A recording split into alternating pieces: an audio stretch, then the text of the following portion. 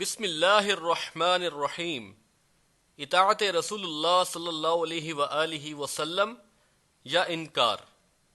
قبر کے بارے میں نبی صلی اللہ علیہ وآلہ وسلم کے فرامین۔ Post number 1۔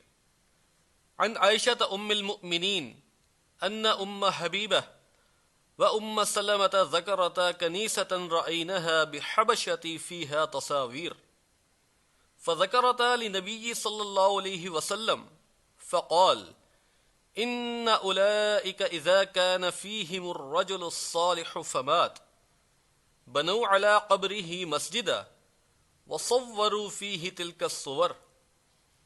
اما عائشہ رضی اللہ عنہ روایت کرتی ہیں کہ ام حبیبہ رضی اللہ عنہ اور ام سلمہ رضی اللہ عنہ نے ایک گرجا حبش میں دیکھا، اس میں تصویریں تھیں۔ انہوں نے نبی صلی اللہ علیہ وآلہ وسلم سے اس کا ذکر کیا۔ آپ نے فرمایا کہ ان لوگوں میں جب کوئی نیک مرد ہوتا اور وہ مر جاتا تو اس کی قبر پر عبادت گاہ بنا لیتے اور اس میں تصویریں بنا دیتے۔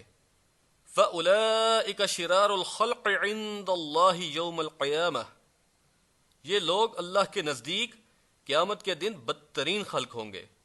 بحوالہ بخاری کتاب الصلاۃ۔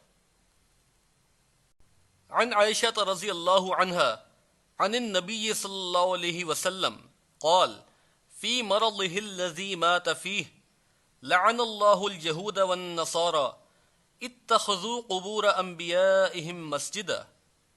عائشہ رضی اللہ عنہا سے روایت کرتی ہیں کہ آپ صلی اللہ علیہ وآلہ وسلم نے جس مرض میں وفات پائی اس میں فرمایا کہ اللہ یہود و نصارہ پر لعنت کرے، انہوں نے اپنے انبیاء کی قبروں کو عبادت گاہ بنا لیا۔ قالت ولولا ذلك لابرزوا قبره غیرہ۔ عائشہ رضی اللہ عنہ بیان کرتی ہیں کہ اگر ایسا نہ ہوتا تو آپ کی قبر ظاہر کر دی جاتی۔ انی اخشی ان یتخذ مسجدا، مگر مجھے ڈر ہے کہ کہیں عبادت گاہ نہ بنا لی جائے۔ بحوالہ بخاری کتاب الجنائز۔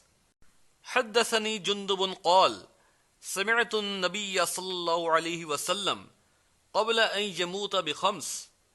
جندب رضی اللہ عنہ فرماتے ہیں کہ میں نے رسول اللہ صلی اللہ علیہ وآلہ وسلم سے آپ کی وفات سے 5 دن قبل سنا۔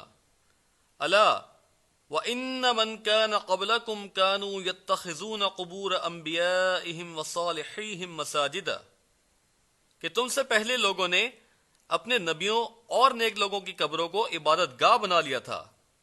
الا فلا تتخذوا القبور مساجد انی انہاکم عن ذلک، تم قبروں کو عبادت گاہ نہ بنانا، میں تمہیں اس سے روکتا ہوں۔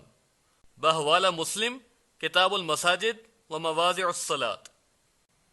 ان احادیث کو سن لیں اور جان لیں کہ یہ امت کس طرح نبی صلی اللہ علیہ وآلہ وسلم کے فرامین کو رد کر رہی ہے۔ یہ پوسٹ ابھی جاری ہے، انشاءاللہ اگلی پوسٹ میں اس بارے میں مزید احادیث پیش کی جائیں گی۔